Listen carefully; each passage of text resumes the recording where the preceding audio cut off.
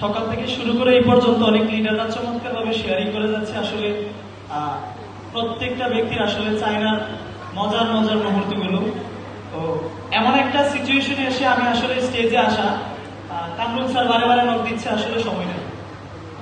তো ঠিক এরকম একটা সময় আমরা চায়না যখন যাই বিভিন্ন জায়গাতে ঘোরার জন্য, মাঝে মাঝে আমরা এমন একটা সিচুয়েশনে পড়ছি যে এই জায়গায় ঘুরতেও সময় নেই।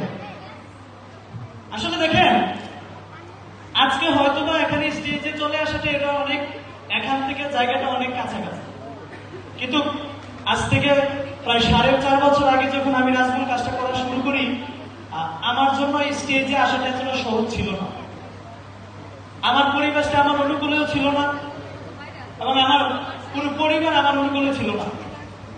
বন্ধু বান্ধব, আত্মীয় স্বজন, প্রত্যেকটা জায়গাতেই প্রচুর পরিমাণে নেগেটিভিটি ছিল। আজকে আমরা এখানে যারা ডিস্ট্রিবিউটর আছি, অনেকেই বিভিন্ন কারণে কাজ করতে পারি না।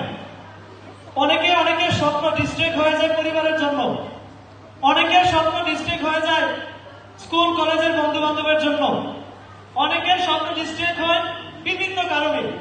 প্রত্যেকটা কারণ এবং প্রত্যেকটা সিচুয়েশন আমার জীবনে আসছিল। কিন্তু আমি আজ থেকে প্রায় 3.5 বছর আগে একটা সিদ্ধান্ত নিয়েছিলাম যে আর যাই করি, আর যত কিছুই করি, শুধু একটা কাজ করবো, এখানে লেগে থাকলেও ছেড়ে যাবো না। আর ওই দিনে এই সিদ্ধান্তটার কারণে আজ থেকে প্রায় গত নভেম্বরে 2023 নভেম্বর মাসে শুধু আমি একা না, আমার টিম থেকে আমি সহ টোটাল 5 জন ব্যক্তি মালদ্বীপ এবং শ্রীলঙ্কা ঘুরে আসার সক্ষম হয়েছি। এবং এই চায়না ট্যুর প্রমোশনে শুধু আমি একা যাই নাই, আমি সহ আমার টিম থেকে টোটাল 8 জন ব্যক্তি চায়না ট্যুর অ্যাচিভ করি। তো এই জন্য আমি আসলে প্রত্যেকটা ব্যক্তির উদ্দেশ্য বলবো যে দেখেন, চায়না ট্যুর শেয়ারিং অলরেডি সকাল থেকে এই পর্যন্ত হচ্ছে। চায়নায় অনেক ধরনের মজার মুহূর্ত ছিল, কারণ প্রত্যেকটা ট্যুরই মজার। কারণ যারা দেশের বাইরে যায় তারা অবশ্যই ট্যুরের ওই মজাটা নিয়েই আসে। আপনি বুঝতে চান তাহলে আপনি দেশের বাইরে ঘুরে আসেন। এই জন্য আপনি কাজ করেন, লিডারদের কথা মনোযোগ দিয়ে নেন, এবং আপনার স্বপ্নটাকে সঠিক একটা জায়গায় নেওয়ার জন্য সিদ্ধান্তটাকে কঠোরভাবে নেন। আমি বলবো দেখেন, অনেকেই চিন্তা করে যে আসলে টিএমসি করলে পড়াশোনা করা যায় না, সামথিং এরকম একটা চিন্তা ভাবনা আছে অনেক মানুষের। আমি যখন চায়না ট্যুরটা অ্যাচিভ করি তখন জানতাম না আসলে এই মাসে যে চায়না ট্যুরটা হয়ে যাবে। কারণ চায়না ট্যুরটা এমন একটা অবস্থায় ছিল, ফ্লাইটের টাইমে এমন একটা অবস্থায় যে আমার প্রথম 3টা পরীক্ষা আমি দিতে পারবো, মাঝখান দিয়ে আরো 3টা পরীক্ষা গ্যাপ যাবে। আমি এবার অনার্স ফাইনাল ইয়ারে আছি। কিন্তু আসলে অনেকে অনেক ধরনের পরামর্শ দিয়েছে, তুমি আপাতত পরীক্ষাটা দাও, ফ্লাইট মিস করো, এই সেই।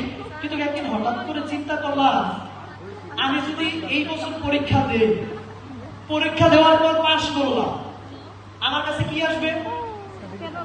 একটা সার্টিফিকেট।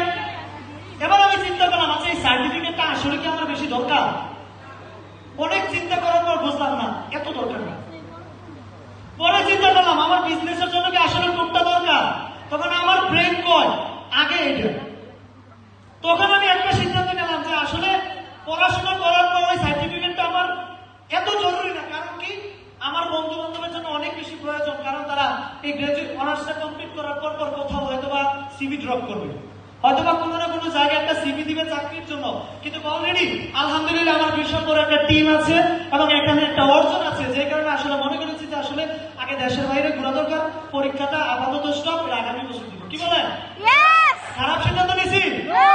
আমি বলবো দেখেন, আসলে ছোটবেলা থেকে অনেক বই পড়তাম, অনেক কিছু পড়তাম, তখন দেখতাম যে আসলে সফল মানুষের জীবনে নাকি অনেক সফল মানুষের জীবনে ফেলের সংখ্যা বেশি। আমি চিন্তা করলাম ক্লাস 1 থেকে অনার্স পর্যন্ত কোনো বিষয়ে ফেল করিনি। আছে? কোনো বিষয়ে ফেল করিনি। এটা অন্তত পক্ষে আমার উপন্যাস লিখতে গেলে তো লিখতেই বা আমি একবার ড্রপ করছি, ইচ্ছাকৃত ভাবে এটা করছি। এবার পরীক্ষাটা আসলে ইচ্ছাকৃত ভাবে দেই নাই। তা আমি বলবো দেখেন, আসলে প্রত্যেকটা জায়গা, প্রত্যেকটা অর্জনের পেছনে আমার সামনের সারির সকল সিনিয়র লিডারদের অনেক বেশি অবদান ছিল। এবং যে 2টা ব্যক্তির কথা না বললেই নয়, আমার টিমেরই আসলে ডিস্ট্রিবিউটর, যাদের হাত ধরেছিলাম এবং বলেছিলাম যে আমি যেখানে যাই আপনাদেরকে ওখানে নিয়ে যাব। আজকে আমার সাথে আমার টিমেরই 7 স্টার লিডার কিপ্রিয়া স্যার আছেন এখানে, এবং আরেকজন চমৎকার একজন লিডার আমাদের ডালিয়া ম্যাডাম সহ টোটাল 8 জন ব্যক্তি আমার সাথে আছেন ইনশাআল্লাহ। তো এই বলে আমি আর বেশি কথা বলছি না, শেষ করছি। আল্লাহ হাফেজ, আসসালামু আলাইকুম।